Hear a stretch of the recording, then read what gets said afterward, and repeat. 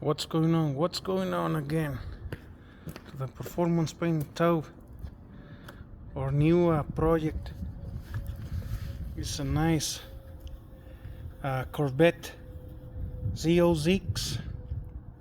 It's pretty. The fiberglass is gone. You see that? Pretty messy indeed. Front bumper is bad, and something else might be broken inside, so we need to check it out.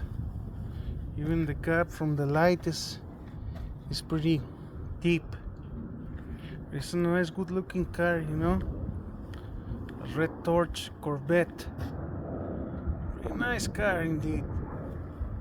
So we are going to take care of this little red one, red devil. So stay tuned. That's a pretty good looking car, a red Corvette. Pretty clean indeed. Yeah. So stay tuned for our new project. The fiberglass is kind of broken, but we'll see what's going on. We'll see. Thank you very much for watching.